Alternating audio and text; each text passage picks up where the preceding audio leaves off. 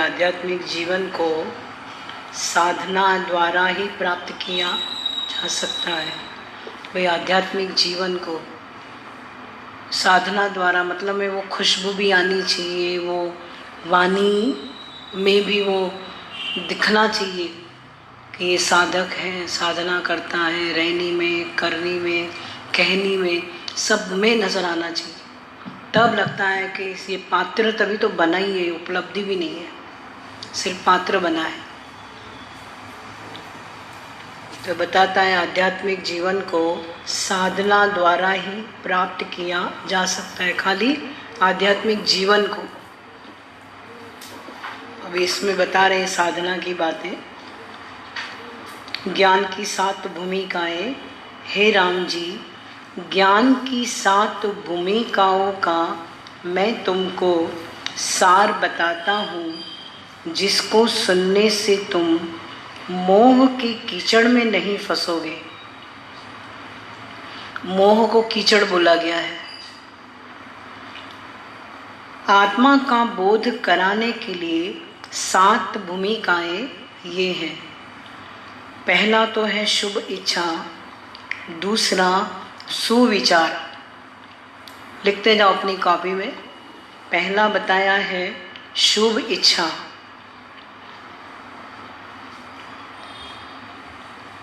दूसरा सुविचार, तीसरा तनुमानसा, चौथा सत्वाप्ति,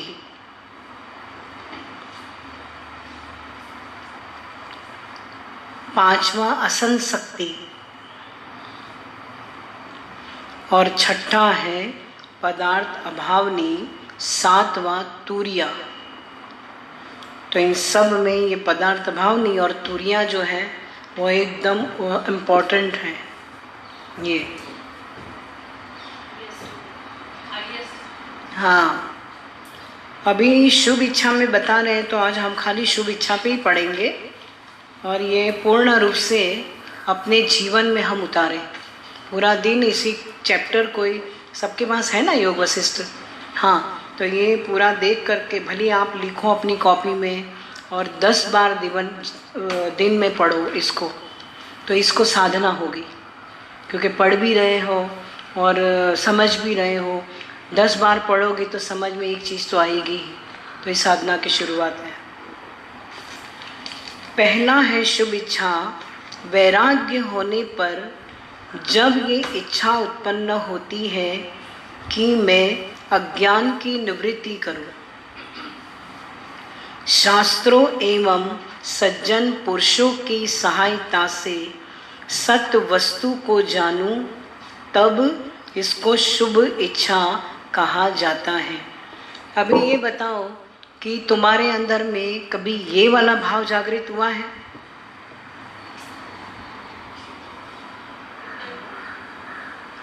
कि मैं सत्य को जानूं कि सत्य क्या है, ये भाव जागृत हुआ है?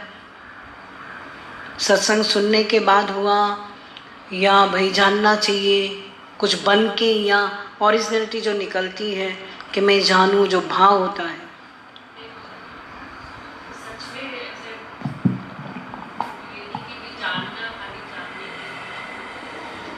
प्रश्न उत्तर तभी निकलेंगे जब ये भाव तुम्हारे अंदर में प्रकट होंगे। सत्संग सुनने से ये दृढ़ता हुई है, ये विवेक खुला है कि सत्य को जाने भगवान की सत्य क्या है, कि ये शरीर एक साधन मिला है। सुबह भी भगवान जैसे यही अंदर में आया कि प्राणायाम कर रहे थे कि ये शरीर सिर्फ साधन है, कि ये जो दिख रही है चमक अभी ये है, ये नश्वर शरीर है, और बस इस शरीर के कारण ही हम इस चीज़ को जान सकते हैं शरीर में रहते हुए। अगर ये शरीर भी ना हो तो, पर ये शरीर है नश्वर। जैसे मन गया कि भी पाँव चमक रहे, खाली इतना ही गया तो तुरंत वो चीज़ ज्ञान आया कि ये जो चमक है वो किस चीज़ की चमक दिख रही है, ये तो नश्वर है, ये चल जाएगा। तो भगवान ये अभी विवेक खुला है भगवान की किस चीज़ को सत्य मानना है। हाँ, ठीक है। तो इसको शुभ इच्छा कहते हैं कि सत्य वस्तु को जानूं, तब इसको शुभ इच्छा कहते हैं। भाई मैं जानना चाहता हूँ कि सत्य क्या है, तो ये आपके अंदर में शुभ इच्छा हुई। अगर ये बात आपके अंदर में आती है तो अपने आप को ही बधाई देना कि भाव मेरे अंदर में आया है, तो पता नहीं कौन से पुण्य कर्मों का फल निकला है जो इतना मेरे अंदर में आया कि मैं सत्य को जानूं। हे राम जी, अनेक जन्मों को पाने के पश्चात मनुष्य में विवेक की उत्पत्ति होती है और यह विचार करने लगता है कि ये सब संसार असार है। कभी आया ये कि ये संसार असार है?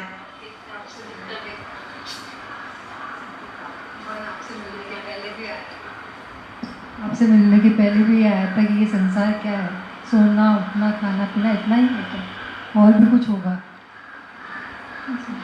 ये तो आम व्यक्ति भी जानता है इस चीज को।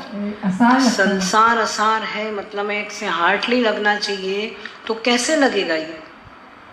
मतलब यही जीवन नहीं है, ऐसा लगता है यही जीवन है क्या ये? आपसे हाँ, और बोलो। चक्षु खुले भगवान की, हम जो जी रहे हैं वो सही है या गुरु जो बता रहे वो सही है? उसका गुरु भगवान ने विवेचन करवाया, तब लगा कि ये सच में संसार असार है, क्योंकि हम दौड़ रहे थे उसको पाने के लिए, फिर भी नहीं मिल रहा था, वो एक्चुअल शांति नहीं मिल रही थी, एक्चुअल सुख या शांति नहीं मिल रही थी। पर भगवान के ज्ञान से जब हमें शांति मिली तब लगा कि हमारा दौड़ना व्यर्थ था। तो गुरु भगवान ने ही ये सारे पुरुषार्थ करवाया है, असार दिखाया है, हम देख भी नहीं पा रहे थे, तो भगवान ने दिखाया कि देख, तब भगवान ने ये चक्षु, ये असार ऐसे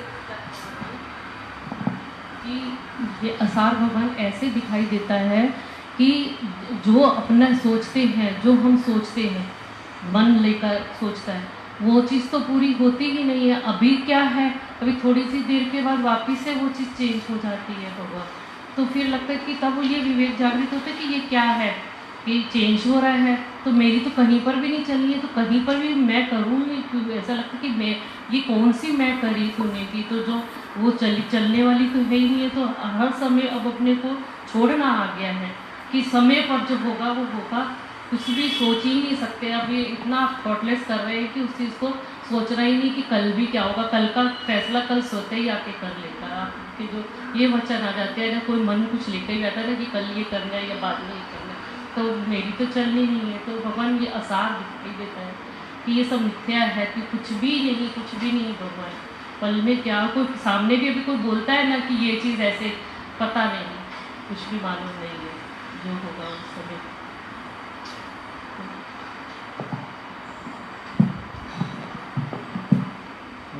हर समय तो आसान नहीं लगता है, और जैसे कभी किसी इच्छा के पीछे बहुत भागे, फिर वहाँ से लगता है कि यहाँ तो कुछ भी नहीं मिला, इतनी मेहनत करी, तो उस समय ज़रूर एक बार आसान लगता है। हर समय लगे तो फिर हर समय तो अच्छी बात है ना, अपने आप को पकड़ते ही जाओ, पकड़ते ही जाओ, देखते जाओ, तो ये साधना स्वतः ही होती जाएगी। कोई बैठ के समाधि तो लगानी नहीं है, पर चलते फिरते उठते बैठते यदि आपका साक्षी भाव, ये साक्षी भाव में आने के लिए भी ये साधनाएं हैं। इतना जल्दी साक्षी भाव पकड़ में नहीं आता है, क्योंकि खिन खिन भूलनार, एक मिनट में हम उसका रूप बन जाते हैं। एक मिनट में हमारे को कैसे हम अपने आप से दूर हो जाते हैं। अगर मैं तुमको किसी के सामने रोशनी भी दे दूं तो तुम्हारे चेहरों पे लकीरें क्यों आती हैं? उस समय तुमको क्या लग रहा है, ये लोग क्या कहेंगे, इन लोगों के सामने मुझे डांट दिया तो लोग मेरे क्या परवाह करेंगे? होता है ऐसा? हाँ, ये लोक वासना की बीमारी तो सबको ही है, महा बीमारी है, महामारी बोलो इसको। लोग आपको देखे ना देखे, पर तुम ही लोगों को देखते हो और सोचते हो कैसा मैं करेंगे तो लोग क्या कहेंगे। जरूर तुमने लोगों को कहते हुए सुना है, वो भ्रम तुम्हारे अंदर में घुस गया है।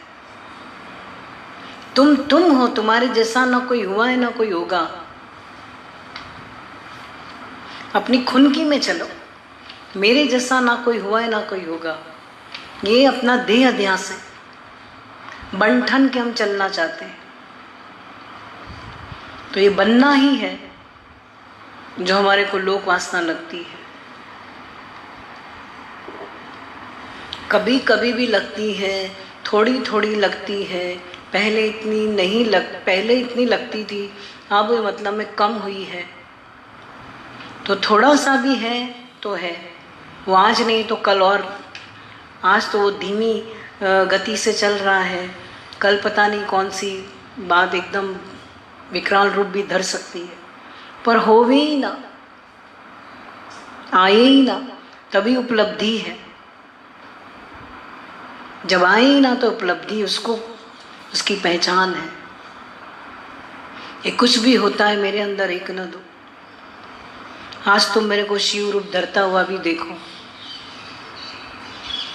तो ऐसा धरूंगा तो ऐसे लगेगा कि बिल्कुल एक्चुअल ये क्रोध कर रहा है। पर मैं अपने अंदर देखता हूं जरा भी हलचल नहीं है, सिर्फ ऊपर का है बस, वो भी तुझे ठीक करने के लिए, नहीं तो अंदर एक न दो।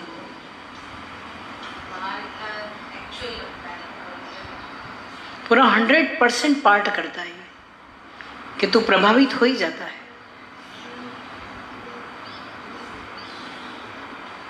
और दुनिया में मैं मेरा मोह ममता के आधार पर, अपनी इच्छा शक्ति के आधार पर, अपनी विल चलाने के आधार पर ये सब क्रियाएं होती है।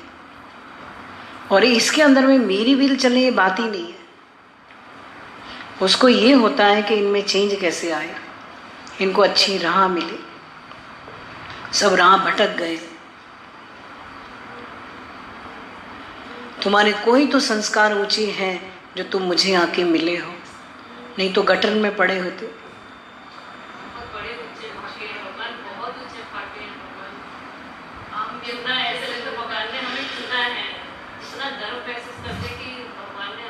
हाँ, नहीं तो इसमें क्या नाम दिया है कि तुम मोह के कीचड़ में नहीं फंसोगे। मोह को कीचड़ का नाम दिया है।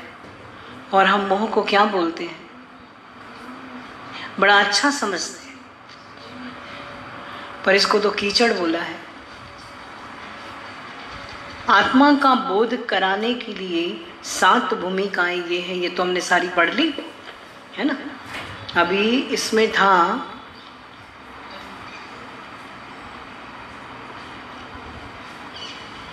यह सब संसार असार है। ये विचार भी यदि तुम्हारे अंदर में उठा है, तब भी अपने आप को देखना कि तुम कितने भाग्यशाली हो। और कोई तो पुण्य कर्म का फल निकला है जो अनायास आता है, अनायास। जैसे मैं सत्संग सुनता ही था, बहुत अच्छा लगता था, बहुत प्यार सत्संग के प्रति, सत्संग मानव वचनों के प्रति इतने अच्छे लगते थे। मुझे कभी नहीं आता था कि मैं सच्चिदानंद स्वरूप हूँ। सुनता रहता था, पर ये अंदर से नहीं आ रहा था। पर एक दिन सुबह के समय 5 बजे थे और मैं ब्रश कर रहा था। उसी समय मुझे आया कि मैं सच्चिदानंद स्वरूप हूँ। तो वो ब्रश वहीं का वहीं रुक गया और वो बाथरूम के अंदर ही इतना उजाला, इतना चमक, जैसे बाथरूम है नहीं आकाश है। और वो ब्रश भी वहीं रुक गया और पूरा बॉडी जैसे एकदम शिथिल नरम।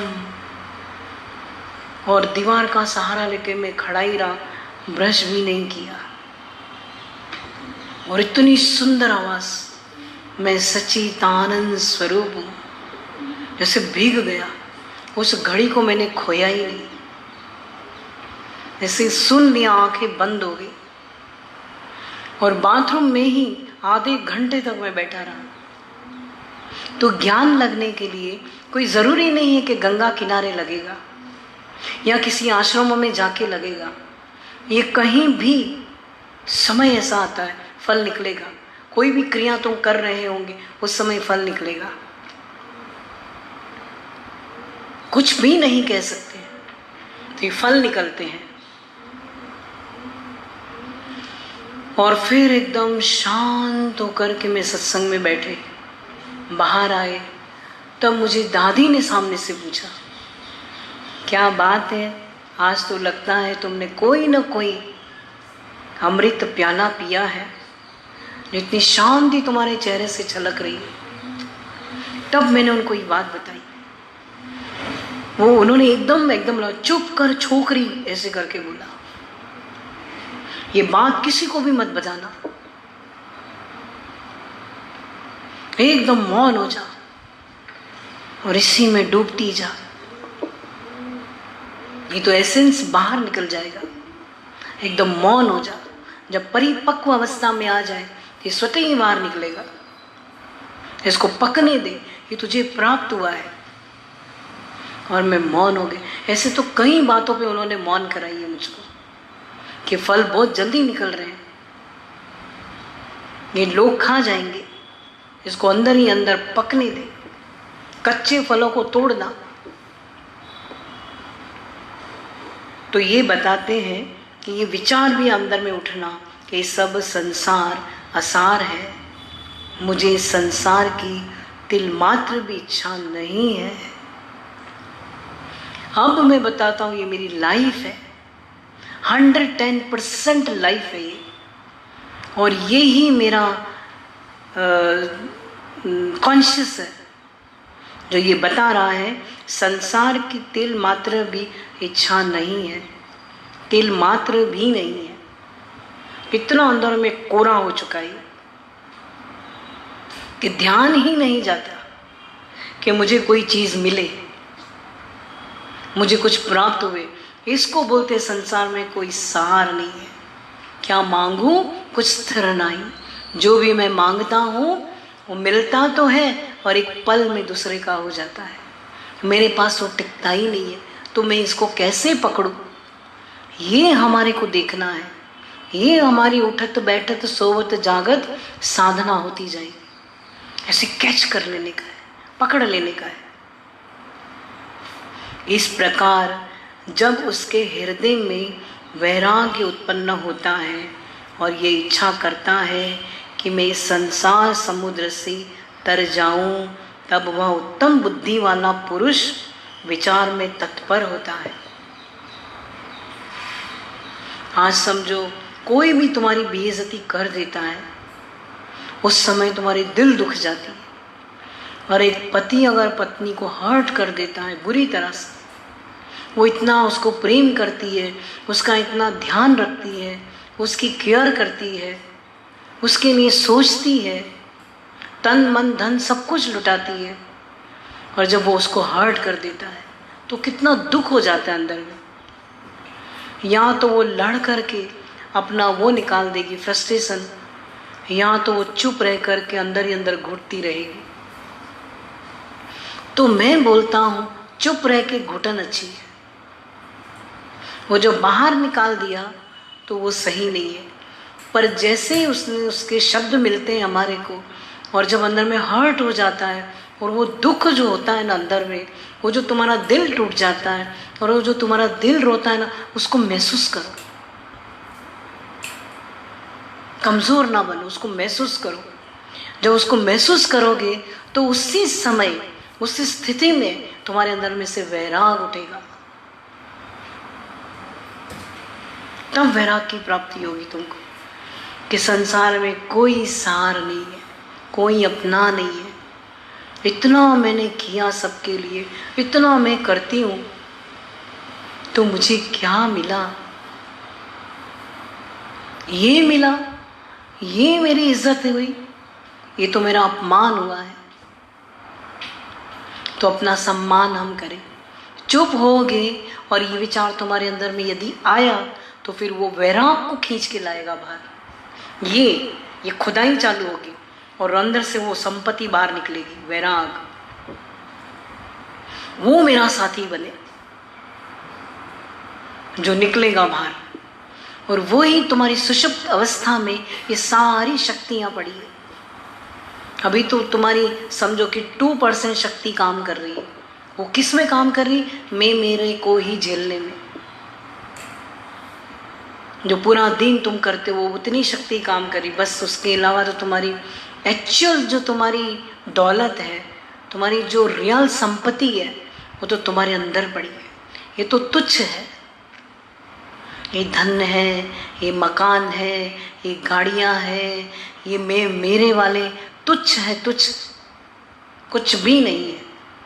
सब टूटने फूटने वाली चीज़ें हैं, सब नश्वर है। तो जब जब तुमको ठोकर मिलेगी कहीं से भी और तुम अपने में डूब जाओगे, उसके ऊपर उंगली उठाने के बजाय खुद में डूबोगे, तो क्या होगा? वो अंदर में वैराग लेके बाहर आएगा। और ये वैराग और ये अभ्यास, ये दोनों ही तुम्हारे मन को वश करेंगे, क्योंकि दोनों ये किनारे हैं, बीच में मन बह रहा है। तो अच्छा है, इन दोनों किनारों में अगर मन है तो इसकी संभाल है। नहीं तो मैं बताया था कुछ दिन पहले कि जब बाढ़ आती है, जब दोनों किनारों को तोड़ के उसकी मर्यादा को लांघ के चली जाती है बाढ़, तो पूरे शहरों के शहर खलास कर देती है। बाढ़ सबको नष्ट कर देती है, अस्त व्यस्त कर देती है, मनुष्य को मार देती है, मकानों को बहा देती है, पेड़ों को तोड़ देती है, नुकसान ही नुकसान कर देती है। एग्जैक्टली ये मन है जो इसने यही काम किया है, अभ्यास और वैराग के मध्य में नहीं रहा है और इनको लांघ करके बाहर आया है। तभी उसको संसार भासता है, ये मैं हूँ, ये मेरे वाले हैं। तो अपने जीवन को तुमने अस्त व्यस्त कर डाला है और कीचड़ ही कीचड़ फैलाया है मोह का। तो उसको कीचड़ कहते हैं कि मोह के कीचड़ में फंसा है, तो उसी को ही लोक वासना भासती है। शरीर से मोह, फिर अन्य शरीर, इस शरीर से मोह है तो और शरीर से भी होगा ही।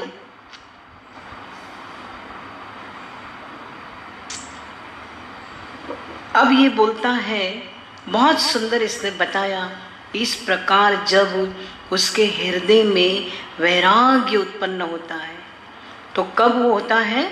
ये बताता है, हे राम जी, अनेक जन्मों को पाने के पश्चात मनुष्य में विवेक की प्राप्ति होती है। एक को मैंने रोका कि क्या बाहर जाके खाना, घर में खाओ, घर का अच्छा भोजन करो, ये बाहर की चीज़ें ना खाओ। पर उसको मन लेके गया। तो क्या था? वैराग और अभ्यास दोनों किनारों के मध्य उसको गुरु ला रहा था मन को, पर मन उसको लांघ के चला गया तो उसको कुछ नहीं मिला। प्रकृति ने भी स्वागत नहीं किया और ऊपर से मार ही मिली बराबर। अब तुमको रोना आया, दुख हुआ, मेरे पे रोक टोक कैसे लगाई? तो ये कौन बोला? मन बोला। क्योंकि मन को तुमने फ्री छोड़ा है। तो कहाँ छोड़ा? बाहर का खाने में, घूमने में, टेस्ट में। टेस्ट माना लस्ट। वही चीज़ तुम घर में बना के खाओ, उसमें सबका भाव होता है, अच्छे भाव से बनता है। और बाहर जो बनाते हैं वो कहीं सिगरेट पीते हैं, बाथरूम जाते तो हाथ नहीं धोते हैं, कीचड़ गंदा फैला हुआ होता है और इतनी बुरी तरह से बनाते हैं, कोई भाव ही नहीं होता है, काम उतारने के लिए काम करते हैं। समझा? तो वो भोजन यदि तुम लेते हो तुम्हारा मन खराब हो जाता है। जैसा अन्न वैसा मन। क्योंकि उसको बनाने वाले को लोभ लगा पड़ा है, मैं ज़्यादा से ज़्यादा बनाऊंगा तो मेरी आमदनी बढ़ेगी। और जो बेचने वाला है उसके अंदर में लगा पड़ा है कि ज़्यादा से ज़्यादा लोग खाएं, ज़्यादा से ज़्यादा मेरी चीज़ बिके तो मेरी धन की प्राप्ति। अब ये दोनों के विचार देखो क्या है। ऐसे विचारों का तुम भोजन करोगे तो वही विचार तुम्हारे अंदर में उत्पन्न होंगे। जैसा अन्न वैसा मन। जैसे बताया ना भाई, वो कौन था राजा ने संत को बोला कि मेरे यहाँ भोजन करने आओ, भोजन करने आओ। बहुत उसने प्रार्थना करी उनको, तो वो गया भोजन के लिए। संत गया, संत ने जैसे ही भोजन किया, विश्राम किया, विश्राम के बाद वो बाथरूम गया, तो बाथरूम में रानी का 9 लखा हार पड़ा था। तो उसने वो हार उठा लिया और वो चला गया। अब चला गया तो जैसे जहाँ तक राजा की सीमा थी, उसके देश की जहाँ तक सीमा थी, वहाँ तक तो वो उसके अंदर में लोभ हावी था। जहाँ उसकी झोपड़ी थी, जहाँ वाइब्रेशन थे, वायुमंडल था, तो वहाँ जैसे उसको ठका हो गया, ये मैं क्या किया, ये 9 लखा हार रानी का चुरा के लेके आया हूँ, तो ये तो बहुत गलत काम किया है। इतनी मेरी भक्ति, इतनी मेरी तपस्या, इतनी मेरी साधना, और ये क्या 1 मिनट में मेरा चला गया। तो उसने ध्यान लगा के सोचा, वहीं हार रख देता है और वहीं बैठ जाता है अपनी झोपड़ी के पास में, और ध्यान लगा के देखता है कि ये कौन सा अन्न था जो मेरे से कर्म हुआ। तो ये राजा के मन में लोभ की वासना थी कि मैं, जैसे बोलते हैं ना, इनकम टैक्स देना पड़ता है, तो वैसे वो टैक्स लेता था लोगों से और ज़्यादा लेता था। वो टैक्स का लोभ उसके अंदर में पड़ा था, और जो जितने लोग रहते थे उनमें भी वो लोभ था कि हम अपना टैक्स बचाए और अपना पैसा बचा के ऐसे ऐसे झूठ कपट करेंगे, संतों के आश्रम में पैसा दे देंगे, चैरिटी कर में दे देंगे और बताएंगे कि भाई हमने दिया है तो हमारा टैक्स कम लगे। तो सारे ही चोर बैठे थे उसी में। तो ये ध्यान लगा के देखा उसने, तब वो उठ करके गया और राजा के पास गया, ले भाई ये तेरा 9 लखा है। तो राजा ने बोला ये कैसे? कह रही ये तेरे अन्न का प्रभाव मुझ पे हुआ, अभी आज के बाद मुझे भोजन के लिए कभी ना कहना, जब सच की कमाई तू खाएगा। तब उसने पूछा कि सच की कमाई क्या होती है? कह रहे जो तू इतना इन विचारों के इनकम का जो तू टैक्स लेता है ना, इतना सारा लोभ की वृत्ति रखता है, ये उसके उसी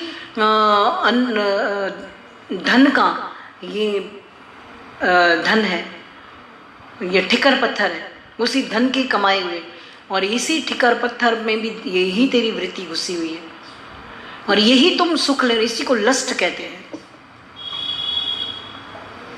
फिर जाकर के वो बोला कि शरण में गया गुरु की कि मुझे भी ऐसा बनाओ, मुझे तो पता ही नहीं कि मैं इतना गलत कर्म कर रहा हूँ। तो देखो ये संत लोग, आप भी उठ जाते हैं और अपने व्यवहार से औरों को भी उठा देते हैं। तो कैसे उसने उसकी प्रवृत्ति को निवृत्त करके अपने अंदर की यात्रा कराई। यही संतों की करुणा है, यही सत्संग की महिमा है। और जो मनुष्य जन्म मिला है उसको कैसे जिया जाता है, ये हमको उनके शरण में जीवन मिलता है। तुमको पहनना ओढ़ना मना नहीं है, तुमको मिला है, पर सच की कमाई, लूट लोभ की नहीं, तुम्हारी अपनी मेहनत की कमाई, उससे तुम लो, तुम्हारे लिए बना है। तुम भले ही कितना पहनो, भले ही 9 लाख का हार भी क्यों ना पहनो, पर तुम 9 लाख रुपए जो कमाए हैं तो सच्चाई से कमाए, फिर तुम पहनो। कुछ भी तुमको मना नहीं, भले ही तुम करोड़ों का बंगला भी क्यों ना लो, पर तुमने सच से कमाए हैं या फिर उन बेचारे मजदूरों से काम करवा के अपना पैसा बचा के और तुमने महल बनाए, तो ये सब तुम्हारे को कर्म का भोग देना पड़ेगा।